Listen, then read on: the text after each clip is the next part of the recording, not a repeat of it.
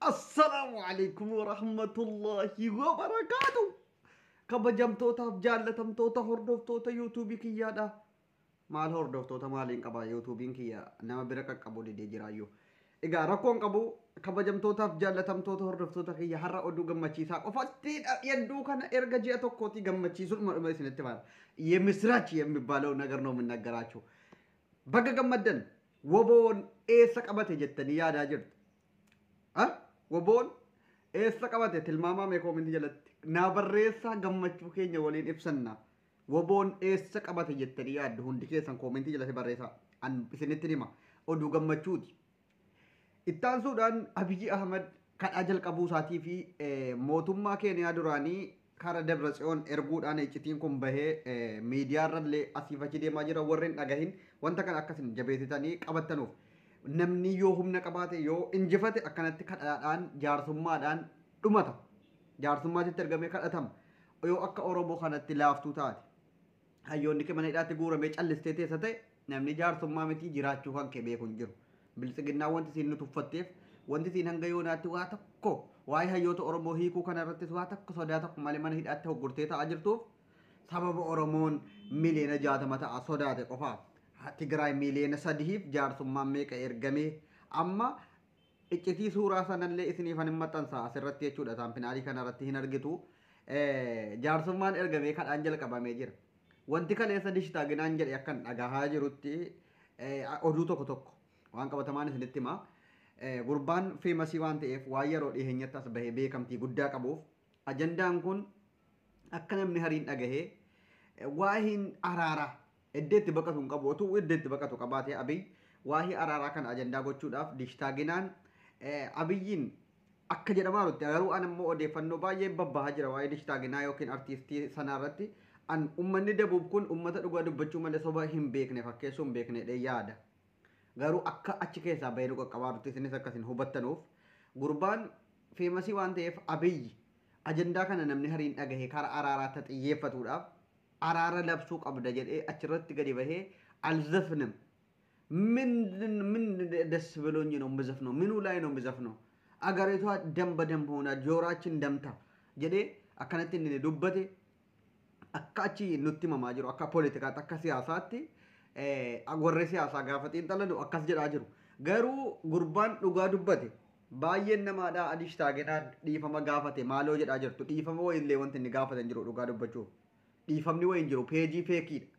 Feek akkaawuntiidhaan iyyuu maqaa isaatii warri naaf xeenyoodhaa wanti kun hamilee jira cabsee akkamitti nuti waamicha qeeroo nuu kakaastee ijoollee ficcisiisuu qaba jennee waamne akkamitti inni gadi bahee araara labsa akkamitti yeroon jarri dhuftee kokkeenu qabde kana ijoolleedhaan hin deemina jaarsoliin dhagaa qabadhaatii deema dhagaa mataa irratti baadhaatii dhiifama gaafadhaa jecha jedhuudhaaf gabbahanii feesbuukiin warri gurguddaan hin hafne baay'een isiin akka erbeen akka saaliyaa saabii maal jedhaa turte yoo argitaniitu ta'e maqaadha artiistiidha maqaadha waggaa meeqa mataa haddattee qabsoo Oromoo keessan jireettee dullattiiwwan gizee 90 heerumte gabbaatee dishtaaginaan maaliif iyyuu akkana jedhe yeroo kanatti qoosaan hin jiru.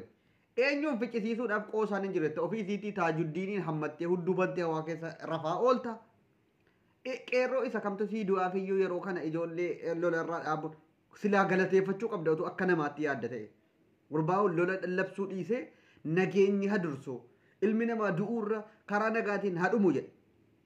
Ati hoo akka waan qanii tokko dhayxee loltee yookiin dhukaastee beektu nagaadhaan manaa nyaata gaarii nyaattee rafaa taajuddiinii hudduu gizee sagalaa waan ta'u galgalchitee qilleensa rukuchiisaa mana teessee dishtaaginaan nagaa labsuudhaaf ijoolleen keenya qeerroon ijoolleen daa'imni dhayxee du'uu hin qabdu dhiigan lolaara jedhe irratti barreeffama barreessuun kan keeyyuu bashtii ta'uu kan kee fi dayyuusa waan namni barreessisitti kenne walaleessituu asmaarii ta'uu kan kee mul'isa jechuudha dullattii kasaalee asaamii bushtii. Baay'ee tokko na gaddisiifte. Sila atillee isarraa fakkeenya fudhattee nu gahee dhukaasni nagummaa wayya jettee nagaa labsite. Kokkii qabamtee waan jirtuuf. Si'umaafuyyuu eddeetti baqattu waan hin qabneef ati hin qabdedha. Warra kaantu hin qabne warra akka taayee danda'a miskiina kan akka Addisuu Araggaa Shimallis Abdiisaadha. An Ameerikaa dhaqee hin beeku. Ameerikaan maalirraa qabdi hin beeku. Mooyyaaleedha inaan nagaa jedhaa ture.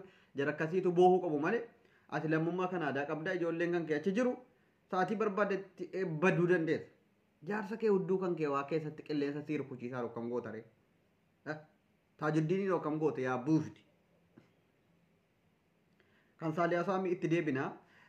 Woboon eessa qabate isiniin jechuufan isinitti himne oduu gammachiisaa fi injifannoo walloon rukutamtullee hanga yoonaatti waraana biltsiginnaa kara kumaatamaan lakkaa'amu harka kennachiiftee injifannoo galmeessaa jirti. Baatii to'atanii jiru jechuudha.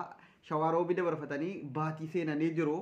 Amma waraanni wobootii fi waraanni TPLF yookiin TDF erga walitti makamanii tokkummaadhaan deemuu jalqabanii injifannoo gurguddaa galmeessaa jiru. Naannoo Amaaraa, Goondarii waan akkasii to'achuu jalqabanii jiru.